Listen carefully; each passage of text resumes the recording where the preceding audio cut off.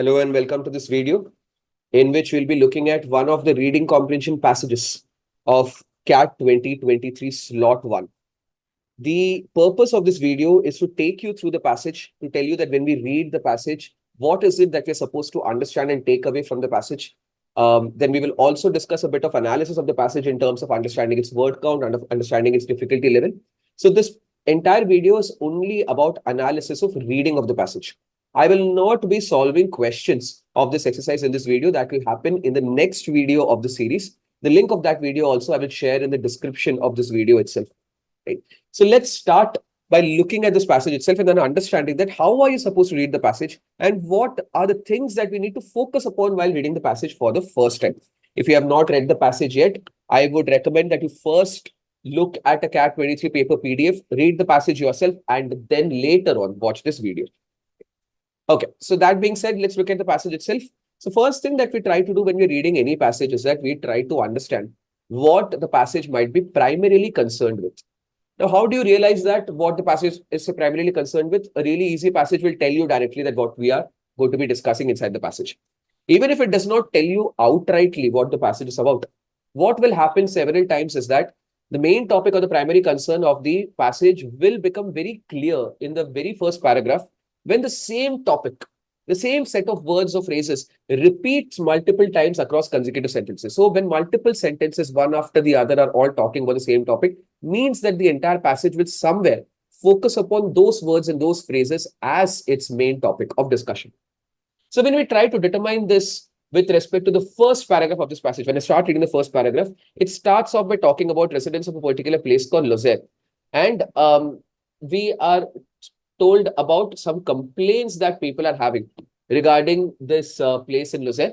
And first, the complaints of the mayor of this place is being talked about. Do not focus upon words like Le Bacon view, because these are proper nouns. Even if you cannot pronounce this, absolutely fine. Facts we will ignore. We'll try to see if there are any kind of opinions or perspectives that characters have inside the passage, because those are the things that we're supposed to focus upon in order to understand what the passage is about. Facts anyway.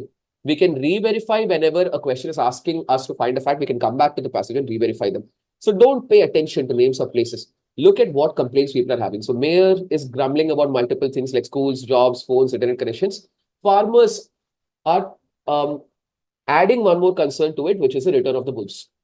So these are a couple of complaints. So till now, I can only find a connection of complaints in the first sentence, but there's only one single sentence. Let's see what the next sentence talks about. The next sentence talks about eradication from France in the last century of the predators. Now, the predators here is referring to the same wolves that was being referred to in the previous sentence as complaints by farmers. So wolves is connecting the second and the third sentence, are gradually creeping back to more forest and hillside. Now, again, fourth sentence is again talking about the wolf. So wolves are being referred to three times in three consecutive sentences of the first paragraph itself, which should give me an inkling of an idea that probably the wolf or the return of the wolves to Lozère must be a part of the primary concern of the passage. So this fourth sentence says that the wolf must be taken in hand, said an aspiring parliamentarian, Francis Pelombi. So he is a politician who is talking about the wolf problem and saying that the wolf problem must be addressed. Now, next sentence, once again, last sentence is talking about wolves. That tourists enjoy visiting a wolf park. So this completely reaffirms my suspicions that the wolf is a part of the main topic of discussion. So four sentences or five sentences, in fact, are consecutively talking about wolves in the very first paragraph. So return of the wolves to Lozère must be the main topic of discussion. And the points that we have to take away about the return of the wolves from the first paragraph is that farmers are complaining that they are back. Politicians, in order to win the elections, are saying that we need to tackle this problem. But tourists are having the counter opinion about the return of the wolves, that they are happy about the fact that wolves have returned. So this is what is happening inside the first paragraph. And we are kind of sure that return of wolves to this place in France is what is the primary concern of this passage. Let's read the next paragraph. Next paragraph talks about the Royal Office of Lopari wolf catchers, who must be people who catch wolves and hunt wolves. They are the official hunters. They started their job in 9th century and they completed their job in 1930s. Now, completed the job in 1930s is important to focus upon because this tells us that when the wolves completely disappeared. Why is it important to know that when they disappeared? Because the return of the wolves was being mentioned in the previous paragraphs. So return can only happen when something goes away and then comes back. So 1930s, they went away completely.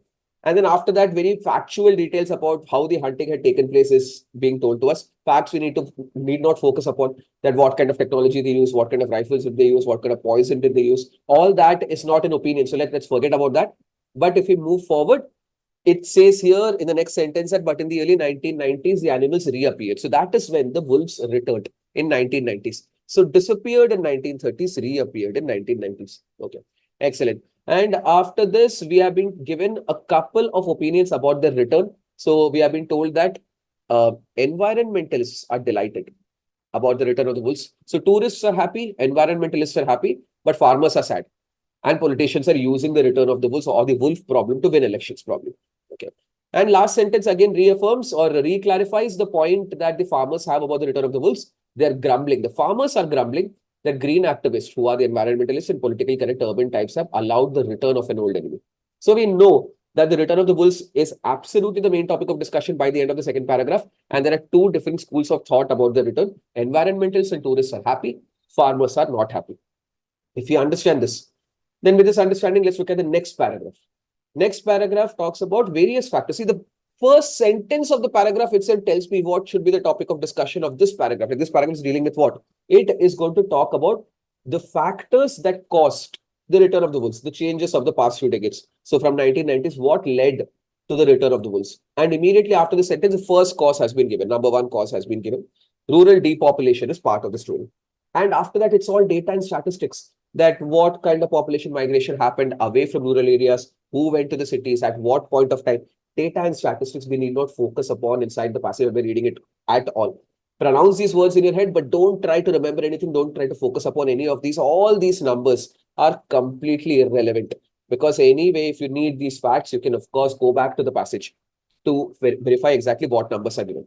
Now, we can add this as 1.1. This sentence is 1.1, that as humans withdrew, forests are expanding. So because people were leaving the rural regions, forests expanded, and then expansion of forest covers happened between 1990 and 2015. How many hectares? All of this don't focus upon. All of these are proper data. We don't need to remember any of these or focus upon any of these while we're reading the passage. Next reason for return of the wolves has been given in the next sentence, which says that decline of hunting as a sport also means more forests fall quiet. So first reason for the return is rural depopulation, which caused an increase in forest cover. And second is that hunting reduced. So what kind of hunting reduced? So again, we have been given a lot of data about who were hunting, who were not hunting, how many people were hunters then, how many people are hunters now, from 2 million it went to 1 million. Again, all of this is data, so we don't need to focus upon anything else inside the second paragraph, apart from the two major causes for return of the wolves. And finally, last paragraph gives the point that the author is trying to make, that farmers' losses are real. Yes, farmers are having a lot of economic losses. But that is not the only economic story, because tourist venues such as parks where wolves are kept and the animals spread is discussed also generate income and jobs in rural areas. So in rural areas, there are two different effects that the wolves return is having. One is that for the farmers' economic condition is worsening, because probably their crops are suffering because of the return of the wolves. But tourist-based revenue is increasing. So we cannot say that this is absolutely an economic positive or absolutely an economic negative. Both positive and negative outcomes of this return of the wolves is happening in this area. This is what we have to understand from the passage. So once again, to recap, as soon as we finish reading the passage, we have to tell ourselves that the topic of discussion is the return of wolves to a place called Lozère in France. The author is talking about who is happy, who is sad. The author is exploring the reasons for why the wolves have returned after so many years in the past few decades, and whether the return of the wolves has a positive impact or a negative impact on the economy of the place, on the economy specifically of the rural areas. If we have understood this, we have read the passage well enough. Now, with this understanding, the things that I want to point out as a sense of analysis of this passage is that this passage is 523 words long, which is probably in CAT parameters going to be the longest passage across all three slots, because historically what has happened over the last few years is that from 2020 CAT paper is that average length of CAT reading comprehension exercises has been somewhere between 500 to 520 words. So 523 words is the upper ceiling, but at the same time, it's not very big. It's not a complete aberration or a departure from the normal as far as length of the passage is concerned. Still, average number of words hovers around 500 to 520, but 523 is the upper ceiling. So this probably will be one of the longer passages to read, right?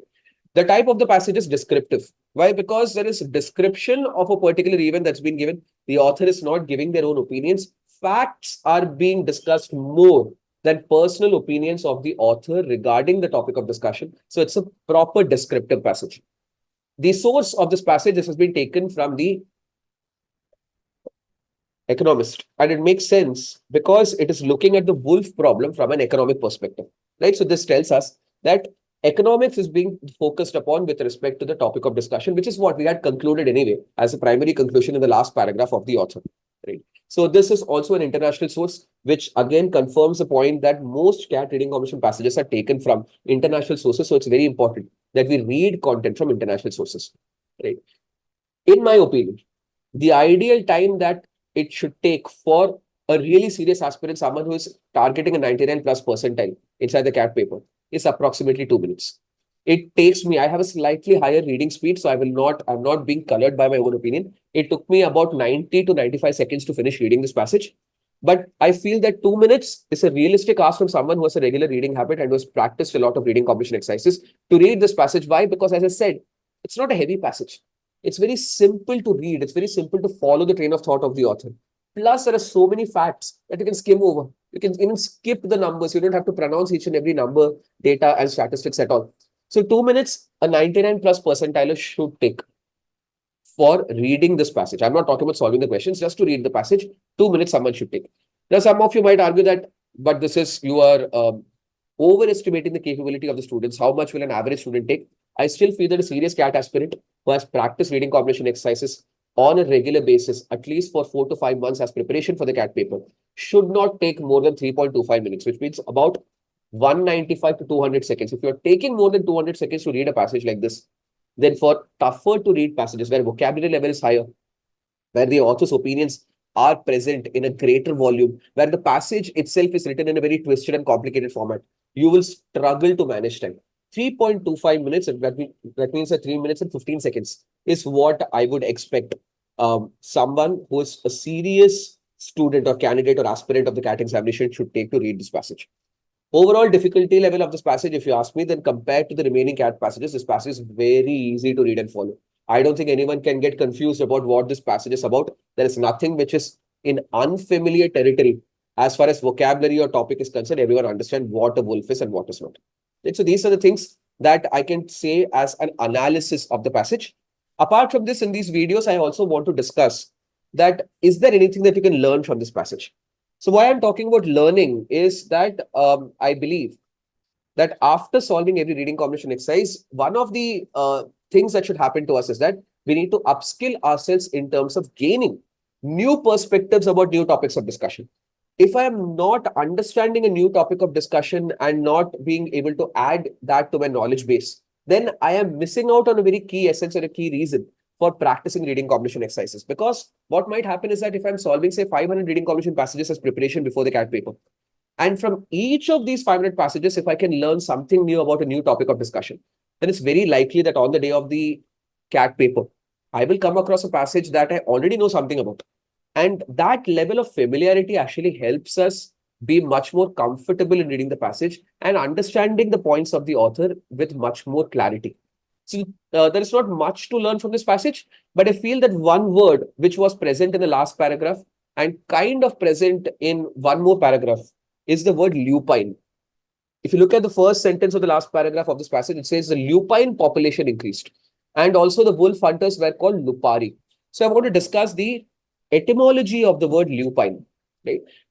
Lupine comes from lupus, which is a Latin word which means wolves. Okay.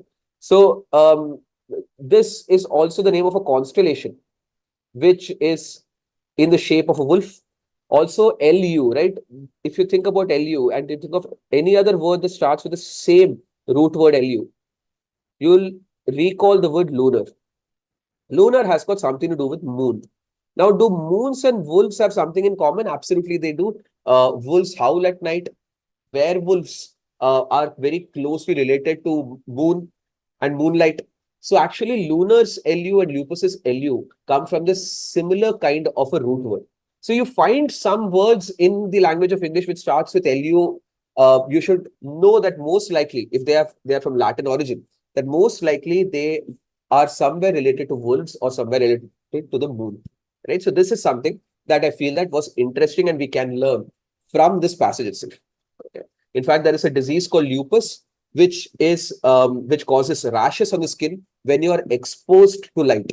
Now, the reason why it is called lupus is because of, again, werewolves. That when werewolves are exposed to moonlight, then they turn into wolves. So similarly, when your skin gets exposed to light, if you have lupus, then it breaks out into rashes. So light causes diseases. So that is why that disease is also called lupus. These are the things that I feel that you can take away from this passage as a learning.